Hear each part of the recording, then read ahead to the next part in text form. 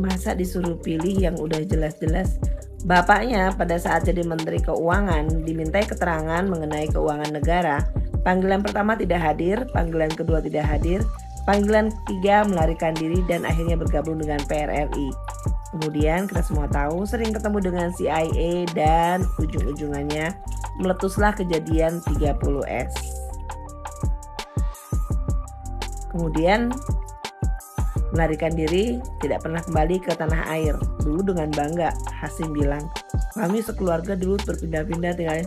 Kok bangga jadi kaburannya? Iyalah nggak bisa pulang ke tanah air. Orang nggak bisa bikin laporan keuangan negara kok bapak. Begitu Soeharto menjabat jadi presiden, gak lama kemudian baru dijemput sama Adam Malik atas perintah Soeharto. Kembali ke tanah air. Kemudian bapaknya memberangkatkan 3 muridnya untuk sekolah di Berkeley, California. Dan 3 orang itu yang akhirnya diangkat jadi menteri dan menjual Indonesia pertama kali ke luar negeri. Menjual Freeport, itu namanya Tembagapura. Orang yang pertama kali menjual Indonesia ke asing. Bapak Wong Iki. Nah, terus dia sendiri ada masalah 98 kabur ke luar negeri. Pilih siapa? Ya Ganjar lah.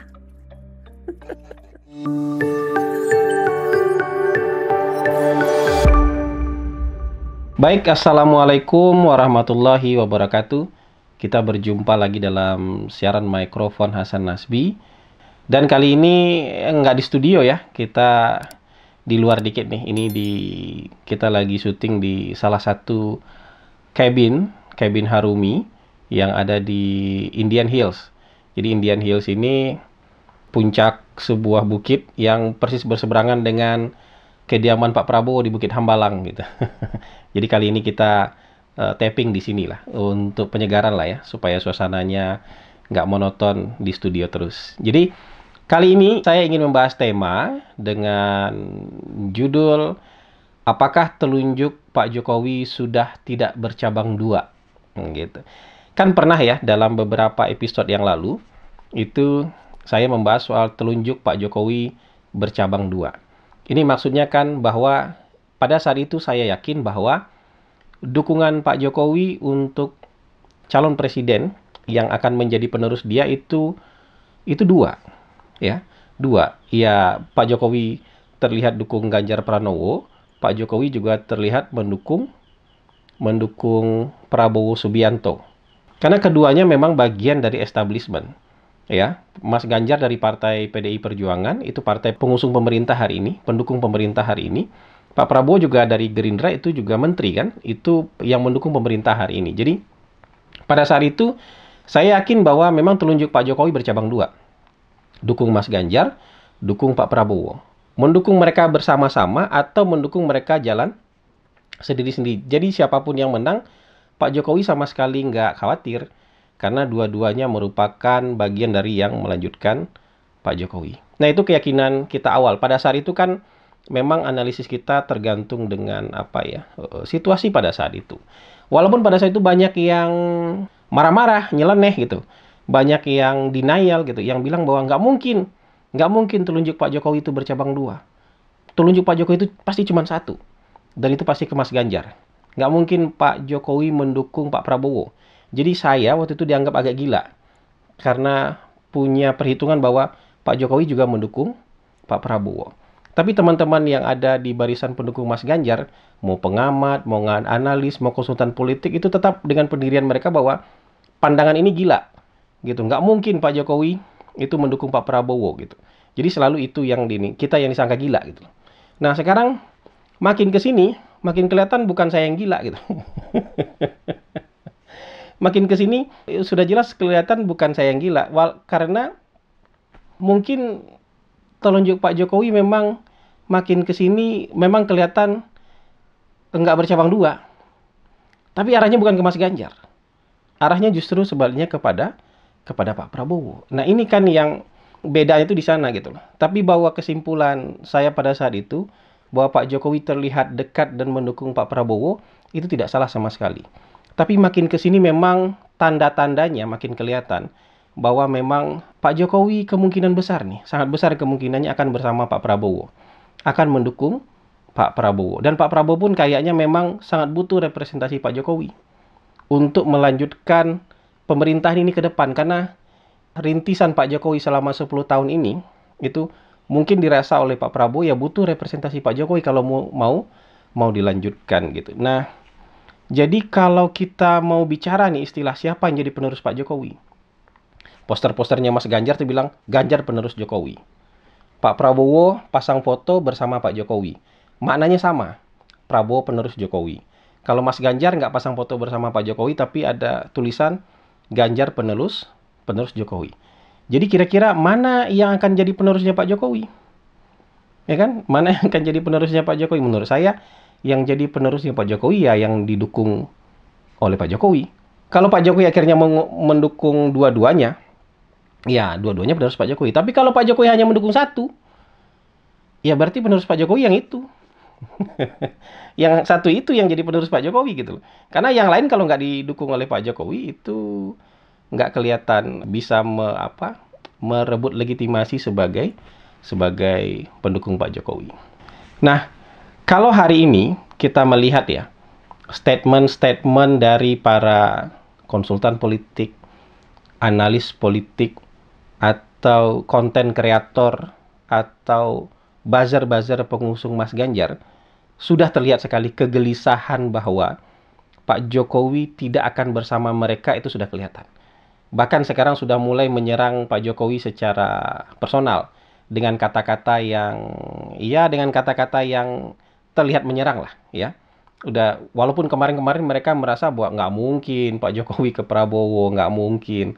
Hari ini mereka sudah merasakan bahwa ini sudah mendekati kebenaran. Sehingga serangan-serangan itu tampak terlihat dalam statement-statement mereka. Nanti tampilkan aja di layar ini statement-statement orang yang sudah mulai mengkritik.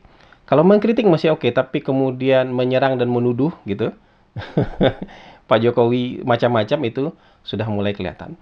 Tapi juga mulai kelihatan bahwa semakin ke sini dukungan-dukungan terhadap Pak Prabowo dari orang-orang yang bisa dianggap merepresentasikan Pak Jokowi juga makin kelihatan. Organisasi-organisasi relawan misalnya. Kalau kemarin kan terlihat hanya Projo.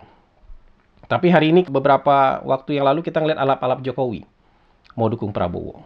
Kita ngeliat ada Samawi, Solidaritas Ulama Muda Jokowi, dukung Prabowo, datang ke rumah Prabowo untuk menyatakan dukungan. Dan mereka menyatakan eksplisit lagi, mereka mendukung Prabowo dan mengusulkan Gibran sebagai calon wakil. Berarti ada representasi Pak Jokowi di sana. Tanggal 14 ini, hari Sabtu depan, rencananya Projo juga akan mendeklarasikan dukungan secara resmi dalam rakernas mereka. Tapi sudah dibocorkan, yang akan didukung adalah Prabowo Subianto. Dan wakilnya G. Ya G itu bisa Gibran, bisa Ganjar, tapi menurut saya Gibran lah. Nah ini yang jadi bahan serangan kan? Ini yang jadi bahan serangan. Wah berarti Pak Jokowi ini pengkhianat. Ini politik dinasti, abuse of power, mengkarbit anak, apa dan segala macam kayak gitu. Ini serangan dari kelompok Ganjar. Tapi dari pihaknya Pak Prabowo, saya yakin memang Pak Prabowo tuh punya dua keyakinan menurut saya. Pertama, Pak Prabowo yakin bahwa dia bisa menang jadi presiden kalau didukung full oleh Pak Jokowi. Didukung full oleh Pak Jokowi. Karena Pak Jokowi sudah terbukti 2 kali menang. Dan Pak Prabowo, sehebat apapun Pak Prabowo, kalah dengan Pak Jokowi. Hari ini full berguru sama Pak Jokowi, Pak Prabowo ini. Jadi kalau Anda nunduh, si A konsultannya Prabowo, si B konsultannya Prabowo, si C konsultannya Prabowo. Enggak. Konsultan politik Pak Prabowo itu Pak Jokowi. Jangan salah Anda. Jadi bagaimana coba membayangkan kalau udah dikonsultanin oleh orang yang menang 2 kali pilpres dengan jumlah pendukung loyal yang luar biasa besar, bagaimana? Iya, Mas Ganjar juga berapa kali dikasih konsultasi oleh Pak Jokowi, tapi nggak tahu dikerjakan apa enggak. Tapi kalau semua hasil konsultasi dengan Pak Jokowi, saya rasa dikerjakan oleh Pak Prabowo. Nah, ya butuh representasi itu. Jadi sehingga kalau mau menang, Pak Prabowo tidak hanya butuh konsultasi dengan Pak Jokowi. Pak Prabowo juga merasa saya bisa menang kalau saya taruh representasi Pak Jokowi sebagai calon wakil saya. Tidak hanya untuk menang, tapi untuk memastikan bahwa pembangunan yang akan datang itu masih di jalur dan garis yang sama. Karena kalau ada representasi Pak Jokowi, yang menjadi pasangannya Pak Prabowo, apakah itu Erick Thohir, apakah itu Mas Ganjar, apakah itu Kaisang? Ya kalau syarat umur dicoret kan Kaisang juga bisa. Jangan cuma Gibran yang dituduh, bisa-bisa buat Kaisang loh kalau syaratnya dicoret. Kan nggak mungkin syarat dicoret jadi 40 jadi 35, 40 dicoret ya 40 dicoret aja. Jadi bebas usianya berapa, bisa Kaisang, ketua umum partai. Tapi mostly Gibran lah. Ya, atau kalau misalnya bukan Erick Thohir, bukan Gibran, bukan Kaisang, ada satu lagi yang bisa jadi representasinya Pak Jokowi. Siapa coba? Bu Iriana. Ibu Iriana kan kalau misalnya beliau yang jadi wakilnya Pak Prabowo, full jadi representasinya Pak Jokowi. Dan nggak harus ada partai yang merasa misuh-misuh dan dikhianati. Ya kan? Kalau Gibran kan ada yang marah, ini kan kader partai kami. Ya kan? Kalau Ibu Iriana kan bukan kader partai manapun. Nggak ada partai yang bisa marah. Bu Iriana nggak punya KTA partai manapun. Tapi udah pasti jadi representasi Pak Jokowi. Orang tanya, apa pengalamannya Ibu? 10 tahun jadi ibu negara itu pengalaman loh. Ya, 10 tahun mengikuti kegiatan presiden. Ya, mendampingi presiden dalam pengambilan keputusan, itu pengalaman loh. 10 tahun loh. Beliau RI 1,5 selama ini. Itu juga pengalaman yang nggak bisa dianggap main-main. Apa pertimbangan-pertimbangan presiden dalam mengambil keputusan, ada RI 1,5 di sampingnya. Jangan tanyakan pengalaman kalau sama RI 1,5 gitu. Jadi itulah, menurut saya Pak Prabowo itu yakin menang kalau ditopang oleh Pak Jokowi. Guru politiknya sekarang adalah Pak Jokowi. Pak Prabowo yakin bisa melanjutkan ini. Legasi Pak Jokowi dengan melibatkan representasinya Pak Jokowi sebagai calon wakil presiden.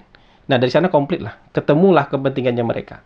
Kepentingan Pak Prabowo ya untuk bisa menang dan bisa melanjutkan legasinya Pak Jokowi, kebutuhannya Pak Jokowi untuk merasa tenang, legasinya dilanjutkan, bertemu antara Pak Jokowi dengan Pak Prabowo. Tapi kepentingan ini bertemu dalam konteks yang baik menurut saya. Dan makin kesini mereka makin akrab dan menunjukkan bahwa ya memang kemungkinan besar telunjuk Pak Jokowi dari bercabang 2 akan menjadi 1. Bedanya dengan keyakinan di masa lalu adalah satunya itu di Ganjar. Yang kata Adian 60-70, kita begini-begini dulu. Nanti kita memutuskan ke Ganjar. Tapi ternyata kita begini-begini dulu. Dan diputuskannya bersama mostly ya, kemungkinan ya. Most probably. Kemungkinan besar akan bersama Pak Prabowo. Telunjuk Pak Jokowi dari bercabang 2 akan menjadi bercabang 1 dari itu bersama Pak Prabowo. Nah, kira-kira dari sisi saintifiknya, ya, kenapa dukungan Pak Jokowi itu penting? Nah, ini yang dilupakan oleh para pollster dan para konsultan politik selama ini. Mereka terlalu terpaku kepada elektabilitas, ya kan? Mereka terlalu terpaku kepada ini, 3 nama segini, 2 nama segini, pasangan dengan ini segini. Tapi ada variabel yang mereka lupa, tapi sering mereka tanyakan. Apakah dukungan politik Pak Jokowi itu berpengaruh dalam pilihan Anda nanti? Memang yang menjawab berpengaruh itu sedikit, nggak nyampe 50%, jumlahnya 34% aja. 72% bilang kami nggak terpengaruh dengan apapun pilihan Pak Jokowi. Yang bilang akan terpengaruh dengan pilihan Pak Jokowi hanya 34% saja. Ya, sisanya itu menyatakan belum tahu mau kemana. Tapi 34% itu menyatakan akan terpengaruh dengan pilihan Pak Jokowi. Kalau kita bedah, ya, untuk simulasi head-to-head Prabowo versus Ganjar, 34% ini hari ini dalam kondisi Pak Jokowi belum secara terang-terangan menunjukkan dukungannya, 16% di antara mereka dukung Ganjar saat ini. 11% dukung Pak Prabowo. 7% sisanya itu masih belum tahu kemana. Jadi 16% di Ganjar, 11% di Prabowo. Kalau orang-orang ini kemudian melihat dengan terbuka, melihat dengan terang-terangan arah telunjuk Pak Jokowi kemana, pasti pindah. Kalau misalnya telunjuk Pak Jokowi akhirnya ke Ganjar, yang 11% di Prabowo sekarang ini, saya yakin pindah. Mau pindah 100%, mau pindah 5%, mau pindah 6%, tapi pindah 6% aja udah bisa bikin Mas Ganjar menang. Ya kan? Sudah bikin Mas Ganjar menang. Kalau misalnya telunjuknya akhirnya ke Pak Prabowo, maka yang 16% di Ganjar ini juga akan bisa pindah. Nggak usah pindah 16% deh. Pindah 8% aja. Pindah 10% aja. Itu Pak Prabowo sudah menang. Apalagi kalau pindahnya 16%, 16%-nya bisa menang 60% Prabowo.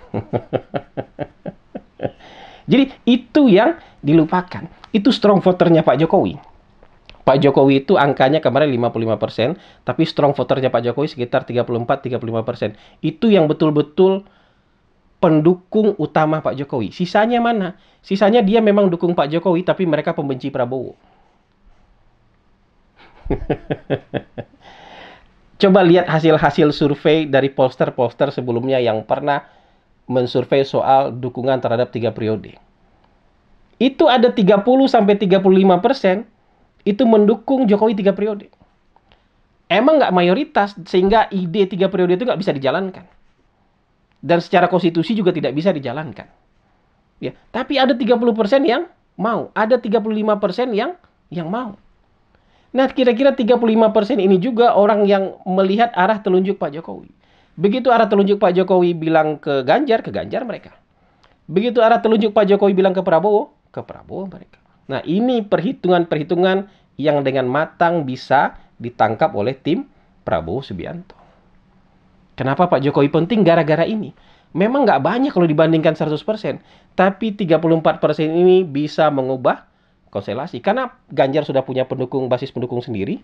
Pak Prabowo juga sudah punya basis pendukung sendiri di luar yang 34% ini.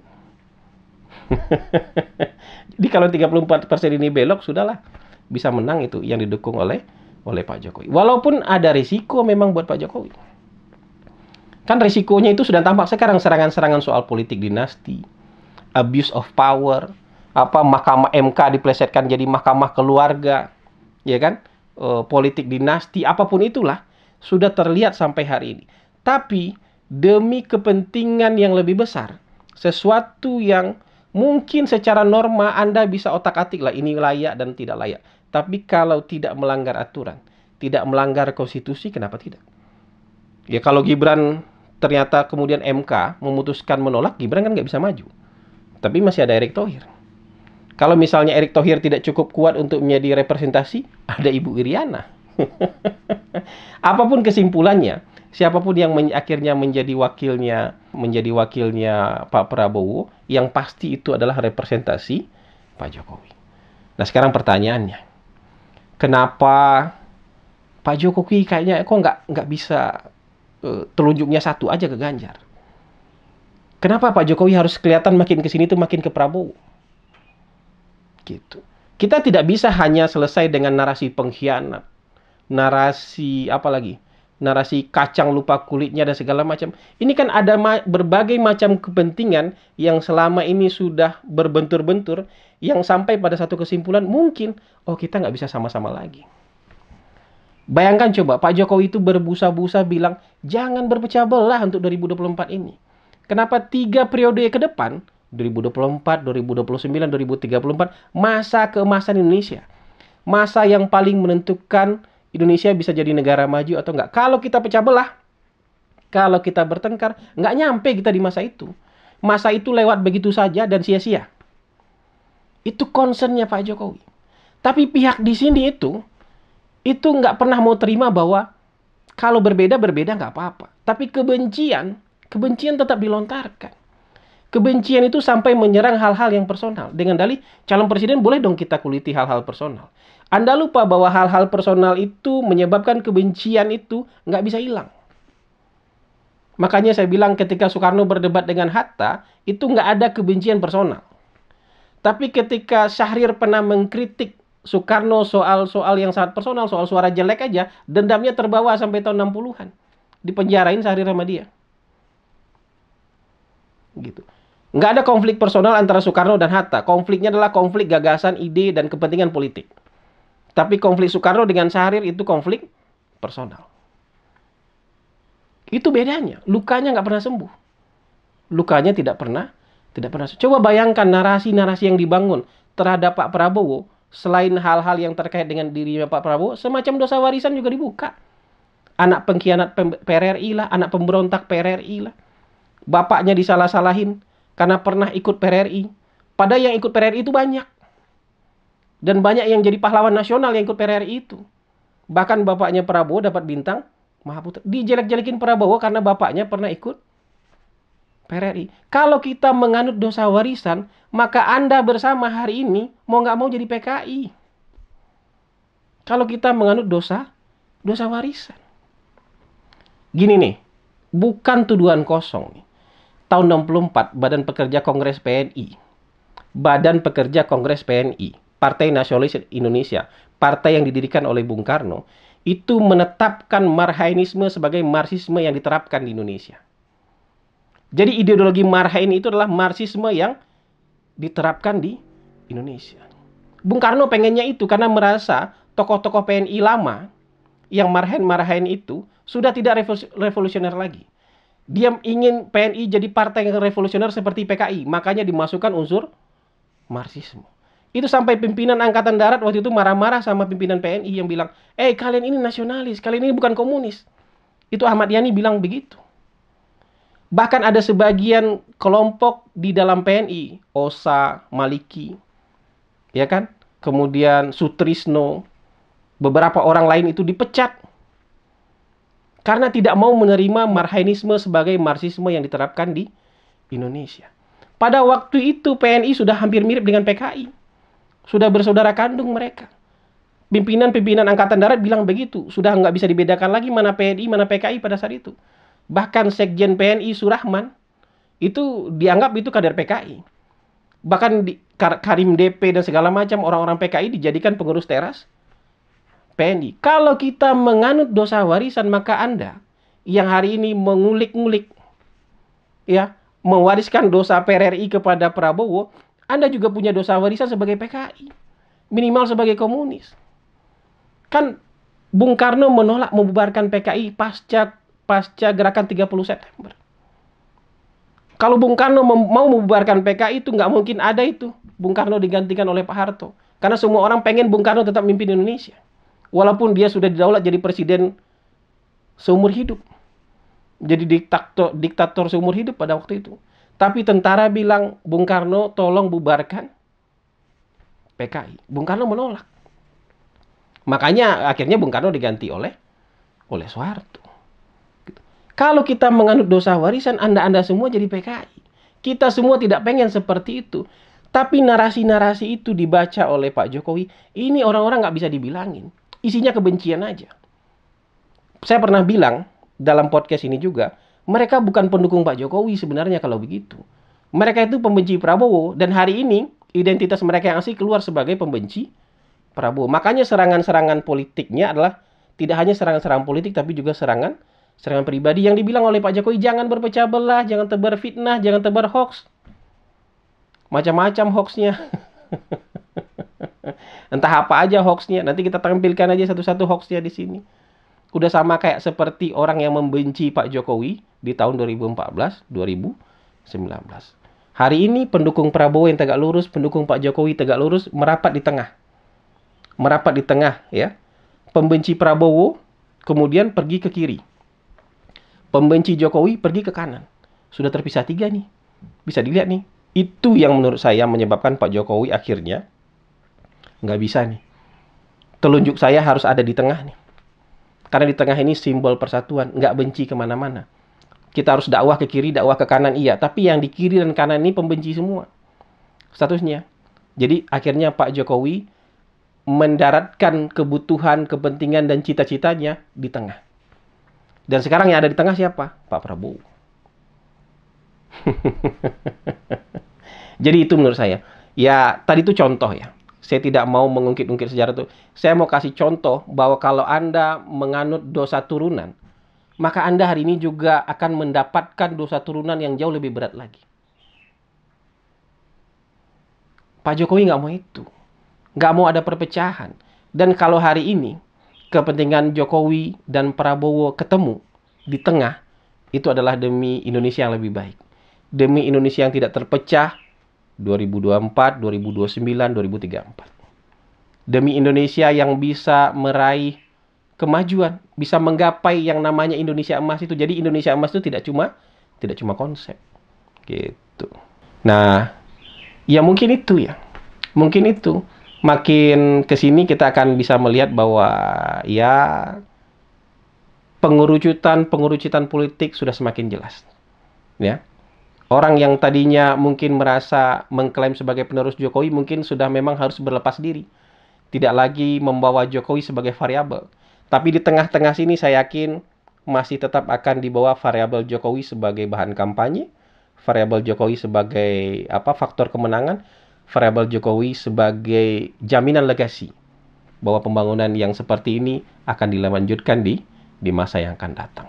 Gitu. Mungkin itu ya yang bisa kita bahas ya.